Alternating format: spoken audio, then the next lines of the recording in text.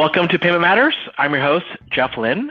Thanks for tuning in today. On the show, we talk about the ever-changing landscape of healthcare payments and the impacts to healthcare payers, providers, and consumers. You can follow the conversation on Twitter at hashtag Payment Matters and follow me at Jeff B. Lin.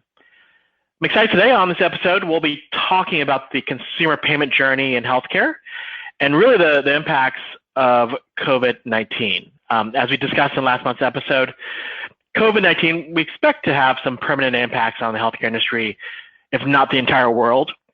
And really the legacy approaches involved in sharing devices or these interactive mailed payments will be met with really intense resistance going forward. With the aspects of social distancing and a focus on the contactless interactions, we expect that to shift to more of a digital engagement with healthcare. And we do expect a potential impact on the consumer payment journey. I'm really excited today on the guest for today's episode is Mike Trilli. He's a research director at the Aite Group. And Mike, thanks for joining me today. Really excited to have you on today's show.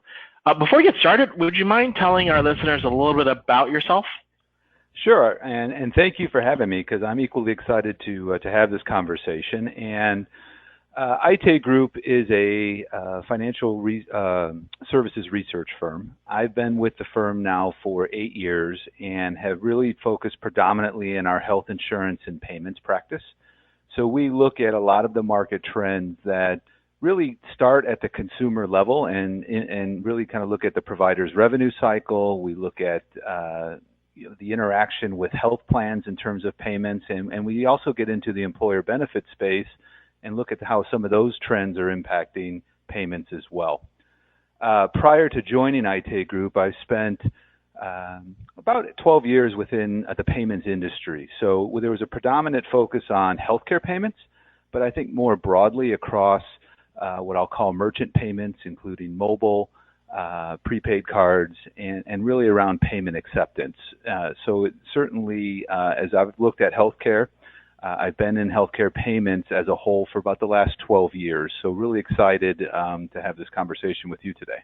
How do you think what's happening today with respect to social distancing and is really going to change or shift the way the healthcare industry interacts with consumers? And not only that, with respect to payment, how does that change things?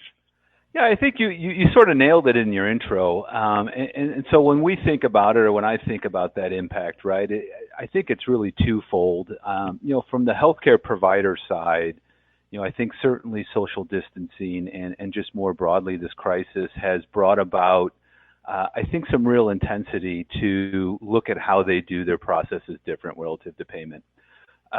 Certainly, we're seeing more and more payments driving to digital channels. But I think if you really look at the payment experience, there's still a lot of manual touch points. And, those touch points can get in the way from collecting payment. And so when I think about it from the provider side and think about social distancing, I think there's really going to be a premium on collections.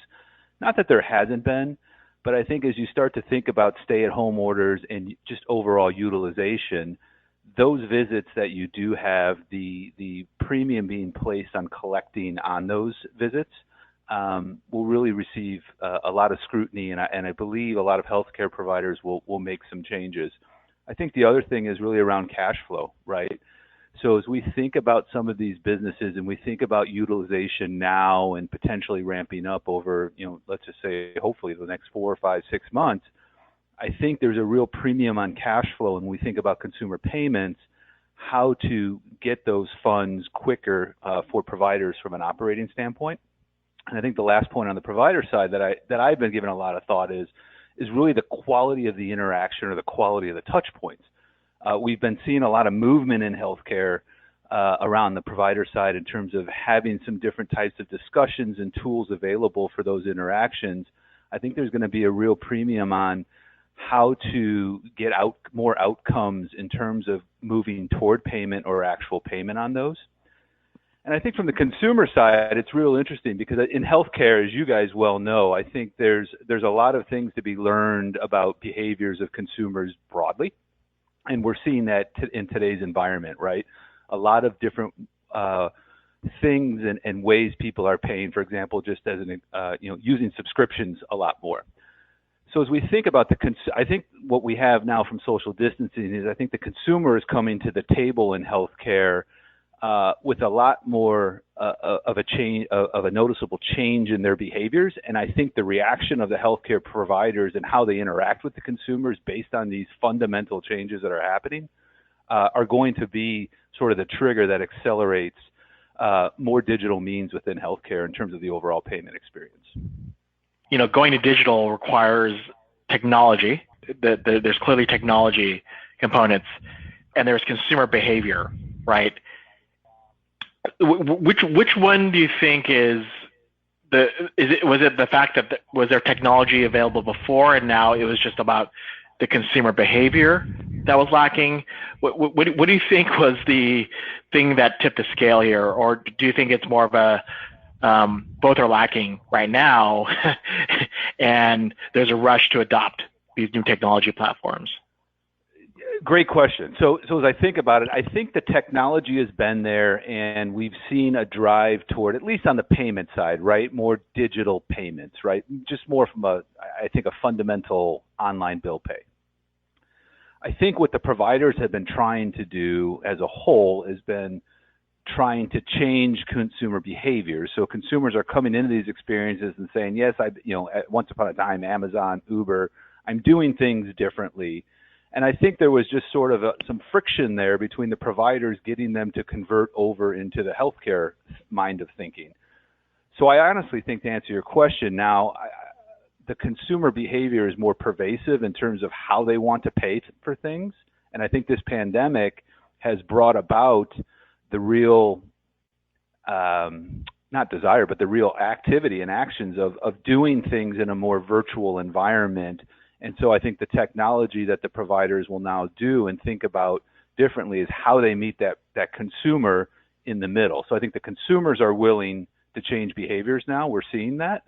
And now it's a reaction by the providers to say, I have some technology, but maybe I need other technology to really make this beneficial for both parties.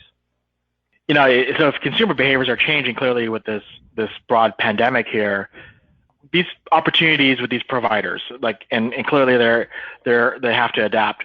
What are the sort of the pain points that you are seeing today with them reacting to this change? And I think we're still in the early stages of it, but do you have any predictions on major impacts, either technology or processes for these providers in order to meet these consumer demands?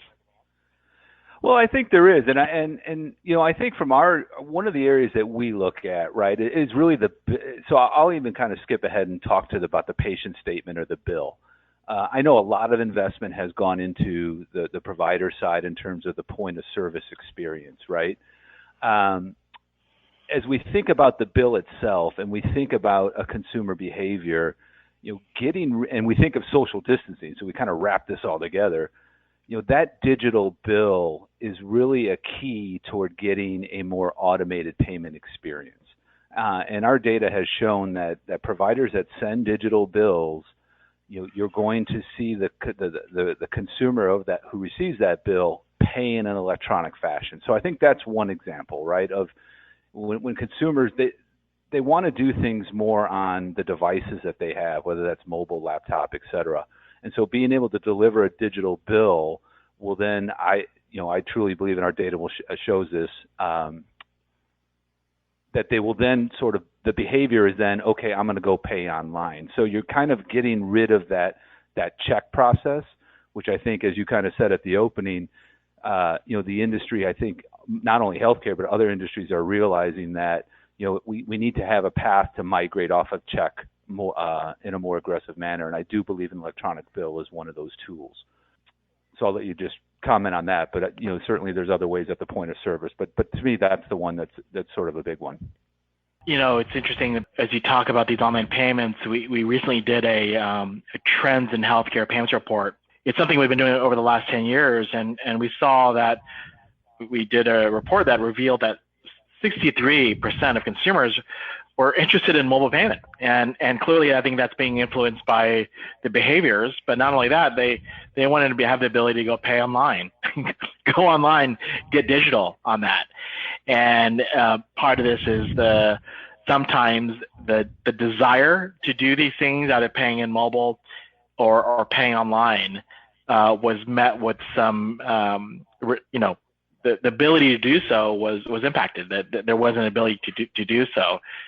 And so I guess with that being said here, like there's as providers are kind of looking to implement these strategies for online payments or self-service, almost like self-service payments, what are the sort of the things that these providers should be looking for in your research studies? Are there best practices or things that they should be looking for as they explore these more digital channels to pay? Well, yeah. So I've seen your study as well, and Aite does one as well. We do it every 2 years, and we call it How Consumers Pay Their Bills, and it's actually in flight this year. And so our data leading up to this year has showed the same trend, right?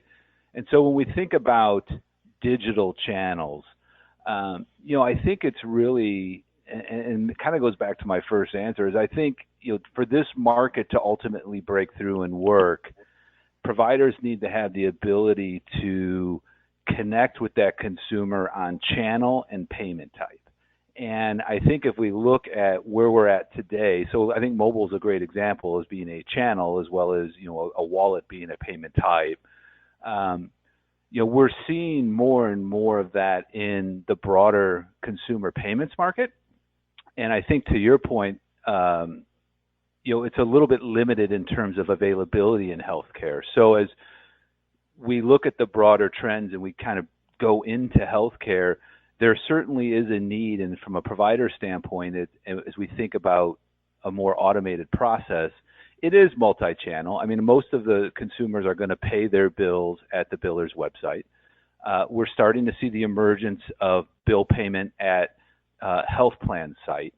But I think there's also the other channels that are sort of touchless, if you will, whether that's IVR or whether that's being able to use the mobile device at the point of service. So I think it's really having a digital strategy. The data is all pointing towards consumers gravitating toward those digital channels. And I think by having a robust digital strategy, that's going to allow the providers to have a pathway to reduce the administrative costs and just reduce the process of sending checks. So it's really having sort of a multi-pronged digital strategy is what we're seeing based on consumer behaviors. Do you think pursuing these digital payment strategies can help with the rising consumer responsibility and the bad debt that's being experienced by these organizations? That's a great question. And, I guess before I get into it, I think it's something that the healthcare provider community will have to think about even more, because if we start thinking about what's going on in the early stages around unemployment and the questions around how pervasive that unemployment may get as time comes on, certainly we're seeing a huge spike. But the point being, some of those, there could be a drive to the individual markets and a drive to high deductible plans. So it could be a case where we're going to see more of those types of plan designs in the market. As I think about your question then, I think one way, two things that come to mind. One, pushing digital services up into a pre-service mode in a way that starts to have the payment conversation, what I'll call pre-service, or when scheduling is made, and pushing estimation capabilities up forward, starting to have payment conversations. I think more directly in terms of how to help somebody with a high deductible, and again, if we think about the current environment, utilization is down, so the expectation or the assumption is a lot of people coming on the other end of this in 2020 will have higher deductibles. I think it really gives some credence to different payment options, right? Whether it's a payment plan, which still allows individuals in high deductibles to pay over time, I think is a very relevant option in this marketplace. as well as patient financing, although I don't know if that necessarily helps the deductible, but if I was going to say it, it's just being able to offer ways for consumers in these plan designs to pay down these bills in a way that's consistent for the provider, but also does it in a way that's manageable for the consumer. Great. If you're just tuning in, you're listening to Payment Matters. I'm joined by Mike Trilli of Aite Group, and we're discussing the consumer payment journey. In our trend survey, we saw like almost 60% of consumers received a surprise bill for services, and I noticed you talked about estimation there. In your opinion, do you think estimation could help address some of those consumer concerns tied to the surprise bills? I do. I think and we're actually doing some research right now, and just in full transparency, I've been involved in the estimation world since 2008.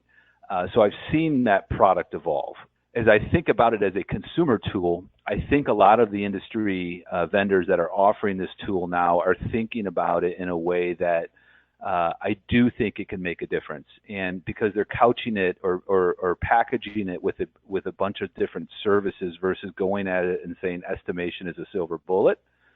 Estimation is part of a suite of solutions, I think, along with such as a payment plan, as one example, that offer a silver bullet to both the consumers and the providers. So I do think, and as we start thinking about surprise billing and transparency more broadly, I think having that ability to connect price with service is going to be very significant, especially if we have this backdrop of more consumers and high deductibles. I mean, we already have it today, but as that marketplace grows, the need for consumers to have an understanding will grow as well.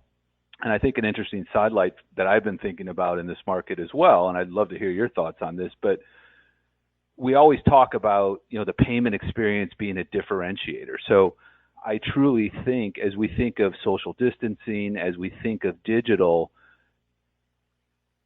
it truly does become a differentiator when you start thinking of consumers that are looking for services. Yes, quality of care is always going to be there, but quality of payment experience and how easy and how digital or automated, how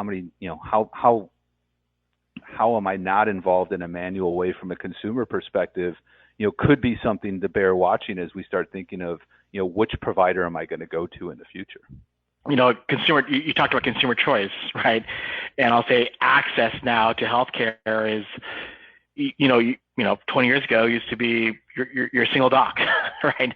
But now I can go to urgent care, get telehealth, and have choice there. But beyond that, interesting. I've heard this phrase quite a bit, which is in healthcare, the last impression is the lasting impression, and typically in healthcare, right, it's a unique industry because the last impression is the bill that comes to you, right? And so, how often do you want that to be your lasting impression? Correct. There's probably a score just based off of how well you're doing related to this. It's interesting that as we kind of talk about this and we focus a lot on the provider space as well as, I think after the Affordable Care Act, a lot of things occurred on the exchanges where actual consumers were actually buying insurance through those exchanges and paying premiums. Are you seeing it, or do you expect any shift either in the digital experience for consumers paying those premiums with respect to what's going on within this pandemic? I would. I think so. Let me say this: our research bears out that health insurers as a whole have embraced digital in a way that's impactful to the volumes and the transactions. Right. I think ACA was one of those events that forced a lot of providers to think differently because of that consumer interaction. I think in terms of probably the number one thing, which is, can a consumer pay that premium? Insurers are seeing the same things relative to how do we help them get to that payment, right? Because I think, there's a little bit different rules around not paying premiums and discontinuing coverage, but I think in the same sense, putting in some flexibility around maybe not a one-time payment, but being able to do a recurring payment in a given month, if you will, or being able to potentially defer a payment. But I think all in, providers in terms of choice are pretty good at giving multiple ways to pay. And the behaviors of consumers are, because they're making that first payment on the exchanges by electronic, usually a credit card, there is a built-in pathway to continue down electronic payments. And I think also in the premium space, really a drive towards recurring payment, because effectively a premium is being paid every month. It's really a natural way for insurers and their consumers or their members, to be able to have that recurring relationship. So not only in the provider space is it the bill payment is the last experience, but I think from the insurer's spot, having that digital payment, one of my sayings is bills and payments drive website activity. And so as they think about engagement and they think about other things they can do, getting that consumer to pay through that portal then avails them to all those different services around care, around wellness, and other things. So I do think it will put an even greater importance on driving more volume to digital, driving more volume to recurring payments, and having some flexibility in terms of how they can make that monthly payment in terms of every other week, every week, et cetera. Clearly, providers and payers are focused on pushing everything to digital, right? And clearly, there's clear benefits in doing that, especially with the recent pandemic here. So, as I kind of think about this, as the digital engagement increases and so on, and I've heard from other guests, which is they're seeing just increased adoption across the board. That projections that were years out are happening now. Where do you see this going in the next 5-10 years, right? Because clearly you've seen this industry for the last 10 plus years and seen it change significantly. Where do you see this going in 10 years, or maybe a different way to say this, where do you want this to go in 10 years? It's interesting. Where I want it to go, and I am a believer in this, is when I think objectively about bill payments, right? And a consumer wanting to pay that biller, and that's where a majority of the payments happen. But if I take a step back and look at health insurance, and I'm talking about medical bills now, I really see a shift towards you and I, as a member of our health plan, going to our health plan and paying bills. I think we still have the bank bill pay channel, but when I think about what a health plan can do in terms of making that convenient relative to paying multiple healthcare bills in a single sitting, I think there's an overwhelming consumer value proposition for doing that.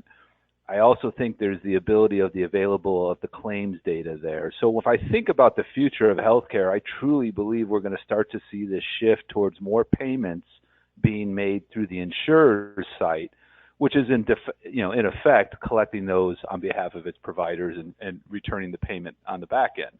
But I do think that is where, as we start to think about, what are some of the needs in healthcare, consumers getting more educated about their health plan, consumers taking advantages of services, transparency into data, right? Whether it's the price up front or the claim that was adjudicated, it just all makes sense that you start to see this shift and a more direct relationship there, no matter where they bought their health plan, whether it's with an employer or on an exchange, having that more direct relationship with health plans. And I think providers would like that in terms of helping to solve, some of their collection issues, right? Yeah, no, the whole industry is working together here for the right purpose here, and I share a positive view in terms of achieving this goal here. Mike, thank you for joining us today, and for all you out here, those are the payment matters we're tackling today. Thank you to my guest, Mike Trilli, for joining me today for a really great discussion. Mike, where can our listeners go to learn more about you? Sure.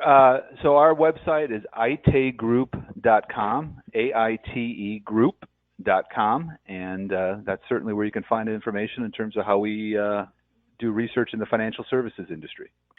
Thank you, Mike, once again for a great episode, and thank you to all of you for listening in today. We highlighted metrics from the 10th annual InstaMed Trends in Healthcare Payments Report.